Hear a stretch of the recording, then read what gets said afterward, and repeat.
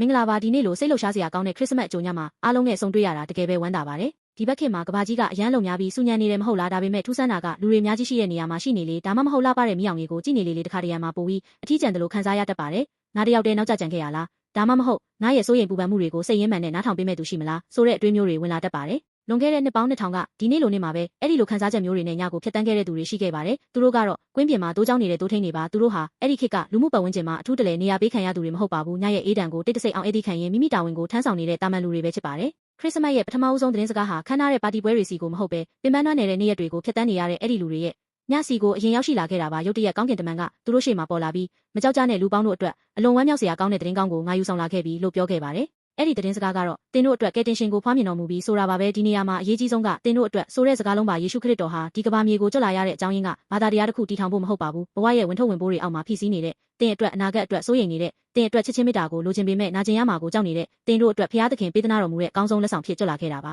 ယေရှုခရစ်တော်ဟာကလေးငယ်ဖြစ်မွေးဖွားလာတာဟာမင်းတယောက်တည်းမဟုတ်ဘူးမင်းကိုငါရမ်းချစ်လို့မင်းရဲ့အနာကိုကိုယ်တိုင်လာခဲ့တယ်ဆိုတဲ့ဖခင်သခင်ရဲ့ချစ်မေတ္တာစာလွှာနဲ့တူပါတယ်ဒါပေမဲ့ဒီလက်ဆောင်ရောက်ရှိလာတဲ့နေရာကအရန်ထူးခြားပါတယ်နန်းတော်ထဲမှာမဟုတ်ပဲတိရစ္ဆာန်တွေအစာစားတဲ့နွားစားကွက်ထဲမှာပါဘာလို့နွားစားကွက်ဖြစ်ရတာလဲအဲ့ဒါကယေရှုခရစ်တော်မသွားနိုင်တဲ့နေရာဒီကမ္ဘာပေါ်မှာဘယ်နေရာမှမရှိဘူးဆိုတဲ့အတိတ်ပဲပါကိုတော်ဟာအနေဆုံးနေရာအထိကြွလာခဲ့တဲ့အတွက်ကျုပ်တို့ရဲ့ဘဝကအနေဆုံးကိုရောက်နေတယ်လို့ခံစားရတဲ့အချိန်မှာတော့ကျုပ်တို့နဲ့အတူရှိနေနိုင်တာပါတင်နာကျင်ရဆုံးနေရာဘသူ့ကိုမှပြောပြလို့မရတဲ့အခက်အခဲတွေကြောင့်အိမ်မပျော်တဲ့အဲ့ဒီနေရာမှာယေရှုခရစ်တော်ဟာရှိနေပြီးသားပါမင်းရဲ့နာကျင်မှုကိုငါသိတယ်မင်းရဲ့မျက်ရည်တွေကိုငါနားလေတယ်လို့ပြောဖို့အတွက်ဖြစ်ပါတယ်ခရစ်စမတ်ဆိုတာရိုးရိုးအားလက်ရက်ဒါမှမဟုတ်ပါတီပွဲလုပ်တဲ့နေ့မဟုတ်ပါဘူးငါအတွက်အနေဆုံးနေရာအထိဆင်းသက်လာခဲ့တဲ့အဲ့ဒီနှွေးထွေးတဲ့မေတ္တာကိုအတည်ပြုတဲ့နေ့ဖြစ်ပါတယ်ဒီနေ့အဲ့ဒီချစ်ချင်းမေတ္တာဟာသင်တို့ရဲ့နှလုံးသားထဲမှာစီမီအိမ်လေးတစ်လုံးလိုလင်းထိန်သွားပါစေလို့ဆုတောင်းပါတယ်ငါအတွက်ကယ်တင်ရှင်ကြွလာပြီးဆိုတဲ့ဒီစကားလုံးလေးကိုမှတ်သားထားကြည့်ပါမောင်မိုက်နေတဲ့နှလုံးသားရဲ့ထောင့်တနေရာဟာနည်းနည်းလေးပိုပြီးနှွေးထွေးလာတာကိုခံစားရပါလိမ့်မယ်အားလုံးရဲ့ဘဝထဲမှာကလေးငယ်ယေရှုယူဆောင်လာတဲ့စစ်မှန်တဲ့ငြိမ်သက်ခြင်းနဲ့တက်တာရခြင်းတွေပြည့်ဝပါစေလို့စိတ်ရင်းမှန်နဲ့ဆုတောင်းပေးပါတယ်ပျော်ရွှင်စရာခရစ်စမတ်ဖြစ်ပါစေ